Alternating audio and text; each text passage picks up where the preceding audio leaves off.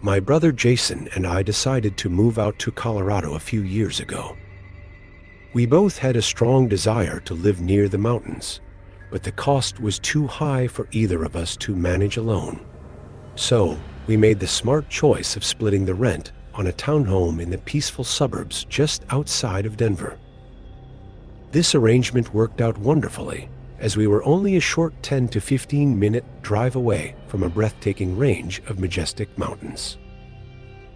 One thing worth noting about these nearby hiking and camping trails is that they tend to be quite popular due to their accessibility to everyone in the area.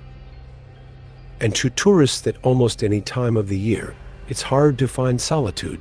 Because of this, me and my brother decided to plan a 3-day backpacking trip that would take us away from the crowd of people and hopefully give us some peace and quiet.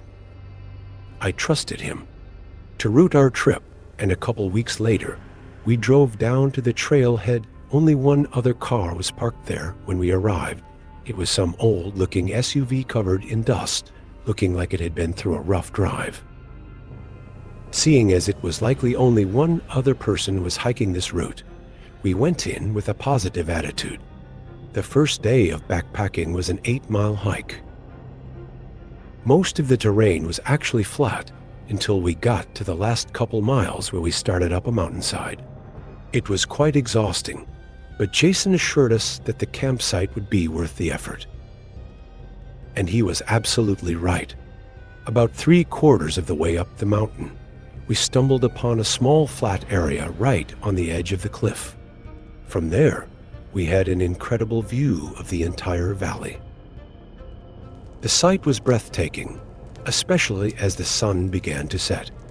After admiring the view, we set about pitching our tents and gathered some sticks and stones to create a fire pit. Once the fire was crackling, we all settled down to relax. Just as we were engrossed in conversation, time seemed to slip away from us. It must have been at least a couple of hours when an eerie sound from the trail caught our attention. We immediately fell silent, straining our ears to listen to the approaching footsteps. Slowly, the sound grew louder, drawing nearer to our campsite. After what felt like an eternity, a figure emerged from the darkness, illuminated by the faint glow of our fire. To our surprise, he wasn't wearing a headlamp, a basic necessity for anyone venturing out into the night. As he approached, both Jason and I felt a sense of unease wash over us. There was something off about this man, evident from the unsettling grin on his face. Finally, he reached our campfire and casually asked, "Did you need something?" Jason inquired, rising to his feet. The man's gaze shifted from Jason to me, his smile remaining intact as he proceeded to offer an explanation. He claimed to be a park ranger. There was a sense of unease as we encountered a man who claimed that the section of the trail we were on was closed for the season. However, we knew that the park was open and we had obtained permits from the state just the day before. It seemed odd that a park ranger would be out here in the middle of the night, but if he wasn't who he claimed to be, then what was his true purpose? Jason and I exchanged worried glances and began to question the man, but he abruptly interrupted us, insisting that we leave immediately. "Come with me. We need to leave immediately. I'll guide you all back to the trailhead." We stood there in silence for a moment, absorbing his words and coming to the unsettling realization that something was seriously amiss. The man remained by the fire, wearing that same eerie grin on his face. "No, we won't be leaving this place."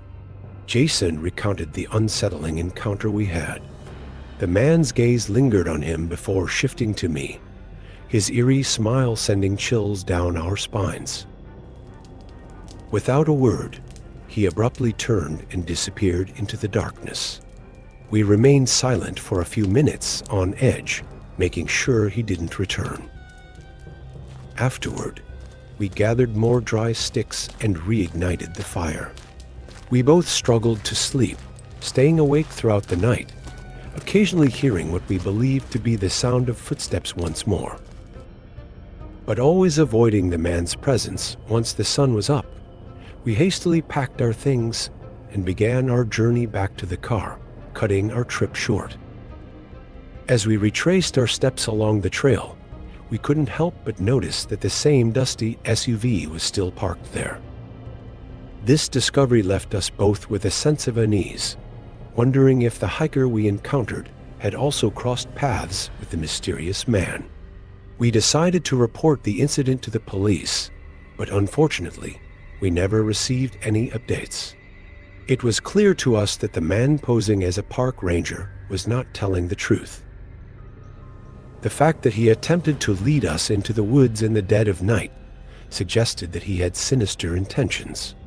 What those intentions were, we may never know. It appears that the other hiker may have had the misfortune of finding out. I used to go camping all the time with some of my buddies from college, but once we graduated, our schedules became too different to coordinate. So, I decided to venture out on my own. There was a camping ground that we frequented, and I thought it would be a safe choice. It was a bit remote and not the most accessible, but that's precisely why I enjoyed it. It was always deserted, since there were easier camping options nearby. Familiar with the route, I reached the spot without any trouble and set up my camp. However, not long after, a man arrived. He appeared like any other hiker, except he only carried a small backpack, so there was no tent or camping gear. The only thing that made me wonder why he was here was that this wasn't a particularly picturesque spot. It was a good place for camping, with an open area surrounded by trees. But if you're not camping, there would be no reason to hike all the way out here. I didn't think much of it at the time. As I observed the man, he appeared to be quite ordinary, perhaps seeking some solitude to unwind. I decided to remain near my tent while he settled on the opposite end of the campgrounds. Around 6 o'clock, I ventured away from my tent to prepare my meal. It was during this moment that I noticed the man finally departing. I couldn't help but find it peculiar that he was leaving so late, considering that darkness would soon envelop the surroundings within the hour.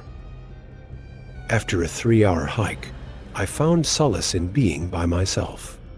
I prepared a meal using my mini stove and enjoyed it near my tent.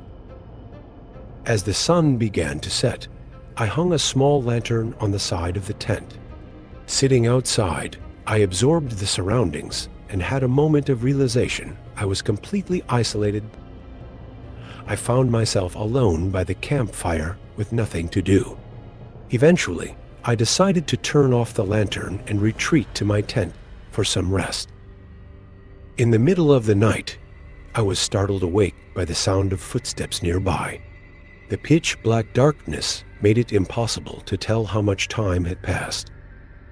The footsteps grew closer and closer until they finally stopped on the other side of the campground. After a few moments, I located my lantern and turned it on. With a sense of unease, I unzipped the tent and peered outside. Standing about 20 feet away was a figure, resembling the person I had encountered earlier. It seemed highly likely that it was the same individual. But they were just standing there, not doing anything. It was far enough into the night that this was immediately disturbing, regardless of the context. I turned on my lantern, hoping to get a better look. He definitely saw me. "Hey, are you okay?" I called out to him. I waited a couple of seconds, but he didn't show any signs of acknowledging me. I couldn't even determine the direction he was facing, whether it was away from me or directly at me. And I'm still unsure which direction was more unsettling. I reached for my pocket knife from my backpack and decided to stay put, waiting in anticipation for what felt like the longest 15 minutes of my life. The man stood there, hardly moving, until he abruptly turned and walked away in the same direction he had come from. As he turned, I could sense that he had been facing me the entire time, his gaze fixed on me. A shiver ran down my spine as his footsteps gradually faded away into the distance. I was at a loss for what to do next. After that incident, I haven't gone camping again. The thought of what that man was up to still haunts me. Maybe I managed to scare him off by waking up and keeping an eye on him, but the mere idea of what could have happened if I hadn't woken up sends shivers down my spine.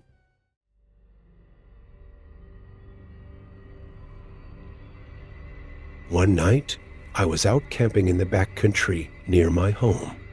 I'm not much of a hiker, so I usually stick to trails that are only a mile or two long. This particular trail was just over a mile from the campsite to the trailhead where my car was parked. I had been enjoying a weekend of camping by the lake and planned on staying for 2 more nights. On the 3rd day, I hiked back to my truck in the morning to grab my fishing rod and some extra food. I wanted to try my luck at fishing while I had the opportunity. However, when I returned to the camp, I noticed another tent. It was further down on the edge of the lake, and I didn't see anyone by it initially. I didn't really mind, but then a thought crossed my mind. I hadn't seen anyone on the only trail leading to this part of the lake. Maybe there was another path that I was unaware of. Regardless, I set up my rod and started fishing. Every 20 minutes, I would glance over at the tent on the side of the lake, but throughout the 3 hours I was out there, I didn't see a single soul. As the sun began to set, I packed up my rod and returned to my tent. I had some food and gathered some sticks for the campfire, patiently waiting for it to get darker before lighting it.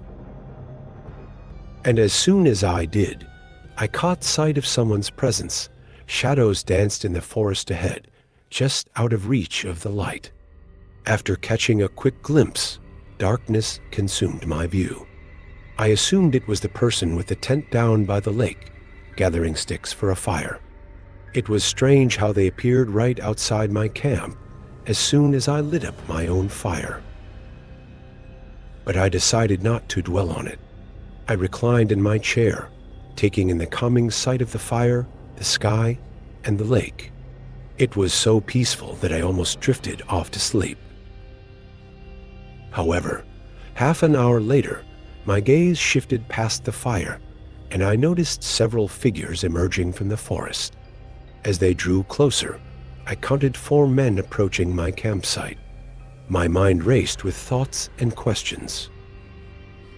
Despite my attempts to remain calm, I couldn't help but feel a sense of unease.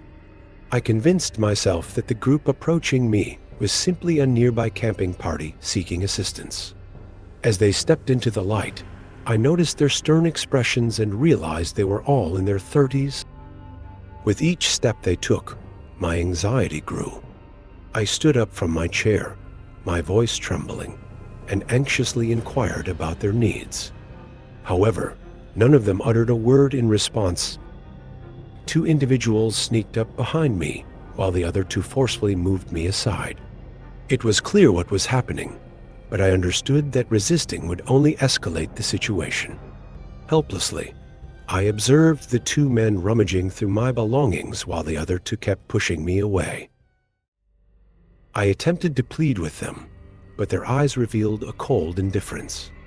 I tried to remain composed and cooperative as the 2 individuals continued to forcefully pull me away from the safety of the campsite and into the depths of the surrounding forest.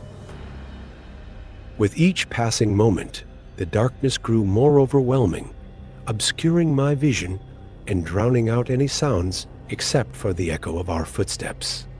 Eventually, we came to a halt, and as I turned to face them, a wave of terror washed over me. One of them made a sudden movement, prompting me to instinctively flee. The only sound that filled my ears was the rhythmic pounding of my own footsteps against the forest floor as I desperately tried to find my way back. After attempting to return to the trail, I quickly made my way from my truck, ensuring that no one was tailing me. I promptly reported the incident to the police, but unfortunately, most of my belongings were stolen without a trace left behind. It's clear that whoever was dragging me into the forest had sinister intentions. Considering the circumstances, I consider myself fortunate to have escaped with my life.